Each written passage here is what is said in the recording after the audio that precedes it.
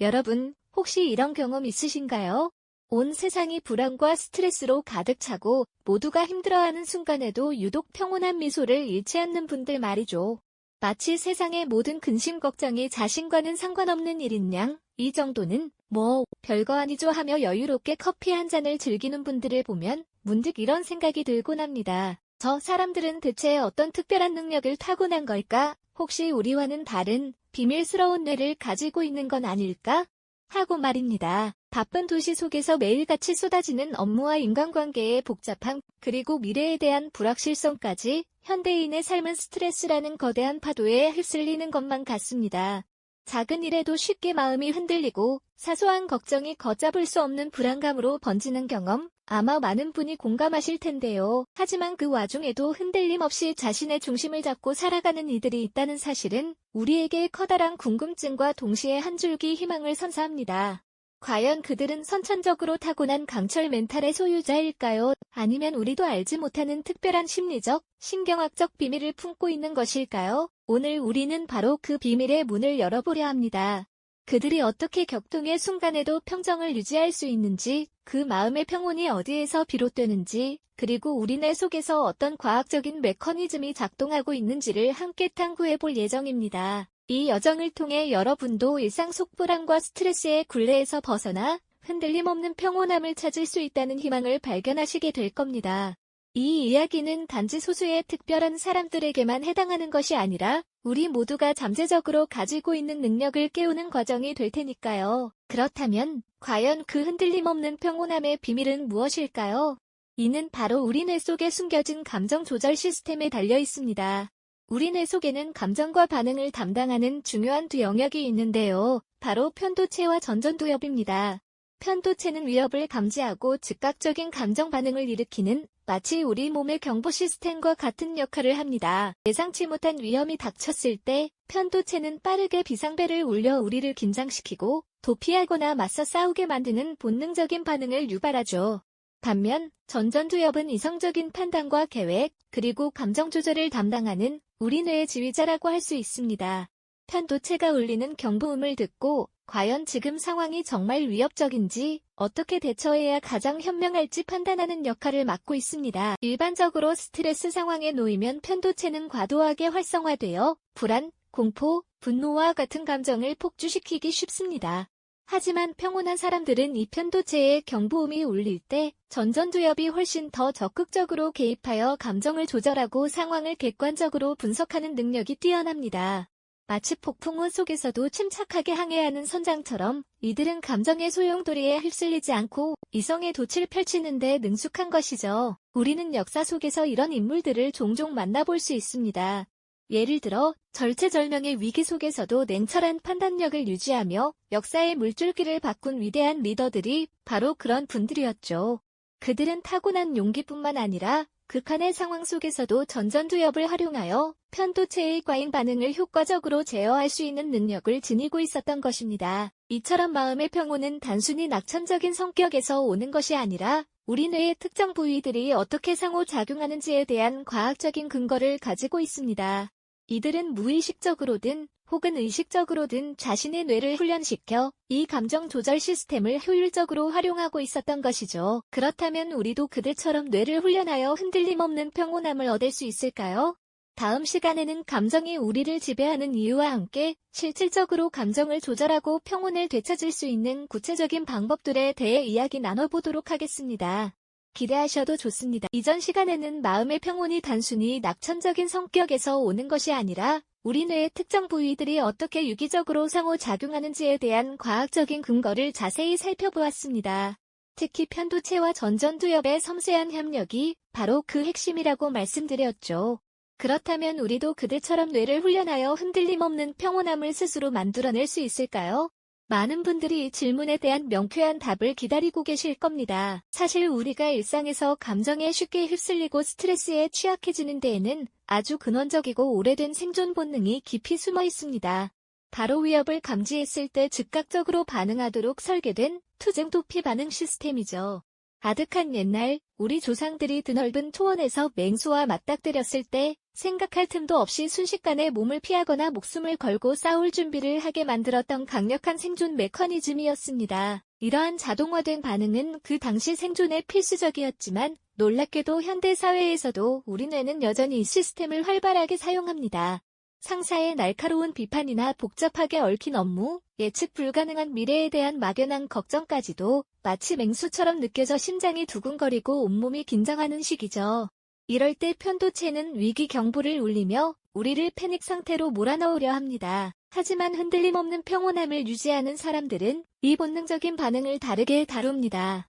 그들은 편도체의 경보음이 울릴 때 마치 위기 상황에서도 흔들림 없는 숙련된 지휘관처럼 전전두엽을 활용하여 상황을 침착하게 분석하고 감정을 능숙하게 조절합니다.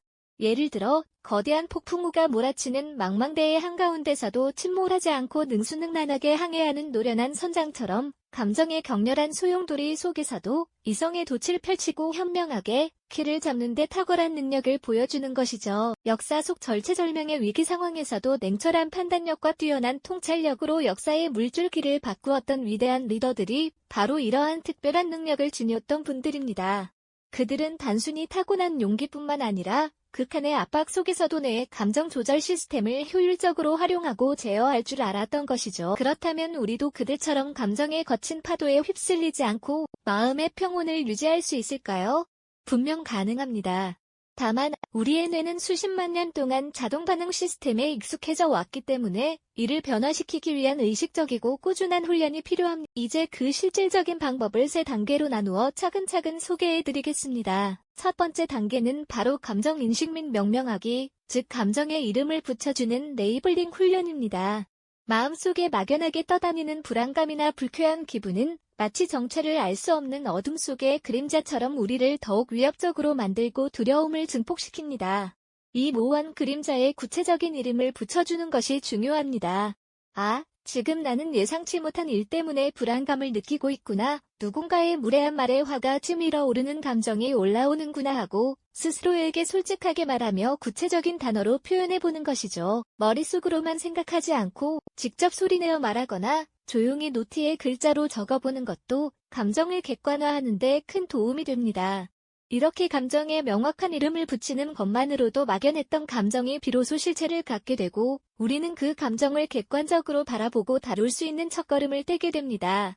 마치 어둠 속에서 희미하게 보이던 무언가의 전등을 비추어 그 정체와 윤곽을 명확히 확인하는 것과 같은 이치입니다. 두 번째 단계는 거리두기, 즉 인지적 재평가를 통해 감정으로부터 심리적인 거리를 확보하는 연습입니다. 우리는 흔히 나는 화가 난다라고 말하며 감정 자체와 나 자신을 동일시하는 경향이 있습니다. 하지만 사실 내 안에 화라는 감정이 파도처럼 밀려오고 있다고 생각하는 것이 훨씬 더 정확합니다. 나 자신과 감정을 동일시하지 않고 감정을 마치 내 옆에 놓인 하나의 객체처럼 혹은 멀리서 지켜보는 풍경처럼 관찰하는 것이죠. 아, 내 안에 지금 짜증이라는 감정이 고개를 들고 있네. 불안이 나를 조종하려 하는구나 하고 감정을 의인화하여 바라보는 것도 좋은 방법입니다. 이렇게 감정을 나와 분리하여 객관적인 시선으로 바라보면 감정의 강도가 놀랍도록 약해지고 우리는 감정에 휩쓸리지 않고 훨씬 더 현명하고 침착하게 대처할 수 있는 여유를 얻게 됩니다. 마치 그림이 너무 가까이 있을 때는 세부적인 부분만 보여 전체적인 의미를 파악하기 어렵지만 한 발짝 물러서서 보면 비로소 그림의 진정한 의도와 아름다움을 온전히 이해할 수 있는 것과 같죠. 마지막 세 번째 단계는 행동 전환, 즉 우리의 초점을 부정적인 감정에서 벗어나 건설적인 행동으로 옮기는 훈련입니다. 부정적인 감정에 사로잡혀 있을 때 우리는 마치 늪에 빠진 것처럼 그 감정 속에서 허우적거리며 빠져나오기 어렵습니다. 이럴 때는 의식적으로 우리의 주의를 다른 곳으로 돌려 생산적이거나 긍정적인 행동으로 전환하는 것이 매우 중요합니다. 예를 들어 걱정이 꼬리에 꼬리를 물고 이어질 때 잠시 자리에서 일어나 가볍게 스트레칭을 하거나 좋아하는 잔잔한 음악을 듣거나 짧은 시간이라도 바깥 공기를 마시며 산책을 하는 것이죠. 혹은 당장 해결할 수 있는 작고 사소한 일에 집중하여 성취감을 느끼는 것도 부정적인 감정의 고리를 끊는 데 효과적입니다. 부정적인 생각의 수렁에서 벗어나 물리적인 행동이나 긍정적인 활동으로 우리의 초점을 옮기는 훈련은 뇌가 새로운 신경 경로를 만들고 감정의 흐름을 건강한 방향으로 바꾸는데 큰 도움이 됩니다. 마치 거세게 흐르던 강물이 새로운 물길을 만나 방향을 바꾸듯이 말입니다. 이 세 가지 단계는 마치 복잡한 퍼즐 조각을 하나씩 맞춰 나가듯 순서대로 차근차근 익혀나가야 하는 소중하고 강력한 감정 조절 기술이랍니다. 마치 거세게 흐르던 강물이 새로운 물길을 만나 방향을 바꾸듯이 말입니다. 이 세 가지 단계는 마치 복잡한 퍼즐 조각을 하나씩 맞춰 나가듯 순서대로 차근차근 익혀나가야 하는 소중하고 강력한 감정 조절 기술이랍니다. 우리의 감정을 건강하게 다스리는 것은 결코 타고나는 재능이 아니죠. 누구나 배우고 훈련하여 얻을 수 있는 놀라운 능력이라는 점을 꼭 기억해 주셨으면 합니다. 이제 이러한 감정 조절의 원리를 실제 삶 속에서 어떻게 적용하고 발전시킬 수 있을지 아주 구체적인 훈련법들을 함께 알아보려 합니다. 이 방법들은 특별한 장비나 많은 시간을 요구하지 않아요. 그저 일상 속 작은 순간들을 활용하여 마음의 평온을 찾아가는 여정을 시작하게 해줄 겁니다. 첫 번째는 잠시 멈춰서서 자신을 돌아보는 짧은 명상입니다. 거창하게 절이나 수련원에 갈 필요 없이 하루 단 5분만이라도 조용한 공간에 앉아 눈을 감고 자신의 호흡에 집중해 보세요. 숨을 들이쉬고 내쉬는 그 순간의 감각에 오롯이 집중하는 겁니다. 주변의 소음이나 떠오르는 생각들을 애써 밀어내려 하지 마시고요. 그저 흐르는 강물처럼 흘려보내듯 관찰하는 것이 중요하죠. 명상은 마치 거울을 닦아내듯 우리의 마음을 맑게 하고 감정의 파도 속에서도 흔들리지 않는 내면의 중심을 찾아주는 강력한 도구랍니다. 꾸준히 반복하다 보면 복잡했던 머릿속이 점차 고요해지고 감정의 소용돌이 속에서도 평화로운 섬을 발견할 수 있게 될 거예요. 두 번째는 언제 어디서든 활용할 수 있는 심호흡 기술입니다. 긴장되거나 불안한 순간이 찾아올 때 잠시 모든 것을 멈추고 깊게 숨을 들이쉬고 천천히 내쉬는 것을 의식적으로 반복해보세요. 이때 중요한 것은 단순히 숨을 깊게 쉬는 것을 넘어 공기가 몸속으로 들어와 폐를 가득 채우고 다시 천천히 빠져나가는 과정을 온전히 느끼는 것입니다. 이 심호흡은 우리의 자율신경계를 진정시켜 스트레스 호르몬 수치를 낮추고 급박했던 마음을 차분하게 가라앉히는 즉각적인 효과를 가져다 줍니다. 마치 뜨겁게 끓어오르던 주전자의 불을 끄는 것과 같다고 할 수 있을까요? 세 번째는 긍정적인 마음을 키우는 감사일기 작성입니다. 매일 잠자리에 들기 전 오늘 하루 있었던 일들 중에서 감사할 만한 3가지를 떠올려 작은 수첩에 적어보는 습관을 들이는 겁니다. 거창한 사건이 아니어도 괜찮아요. 예를 들어 따뜻한 햇살, 맛있는 커피 한 잔, 친구와의 짧은 통화 등 아주 사소한 것들이라도 좋습니다. 이 감사일기는 우리의 뇌가 긍정적인 측면에 집중하도록 훈련시키고 삶에 대한 만족도를 높여주는 놀라운 힘을 가지고 있습니다. 마치 어두운 방에 작은 촛불을 켜는 것처럼 우리의 시야를 밝혀주고 마음을 따뜻하게 만들어줄 테니까요. 마지막으로 작은 성공 경험 쌓기입니다. 우리는 흔히 거대한 목표만을 바라보며 좌절하기 쉽지만 사실 작은 성취들이 모여 큰 변화를 만들어냅니다.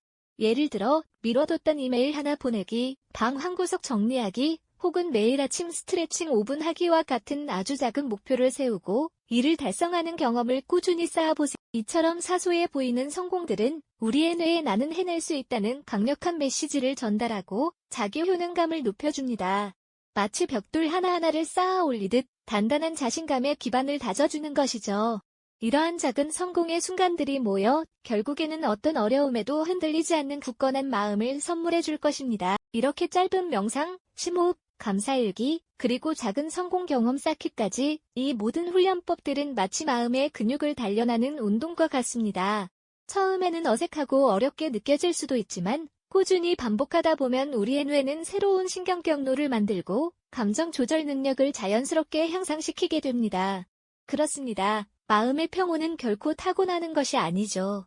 오히려 뇌를 훈련시켜 얻어낼 수 있는 강력하고 소중한 기술이랍니다. 우리가 주변에서 별거 없습니다라고 말하며 어떤 역경에도 태연하게 대처하는 사람들을 보셨을 겁니다. 그들은 사실 이러한 감정 조절 기술을 무의식적으로든 혹은 의식적으로든 자신만의 방식으로 활용하고 있었던 것이죠.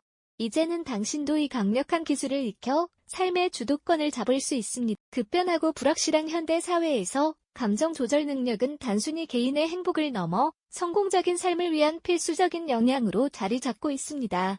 오늘 우리가 함께 나눈 이야기들이 여러분의 삶의 작은 변화의 씨앗이 되기를 진심으로 바랍니다. 아주 작은 시작이라도 괜찮습니다.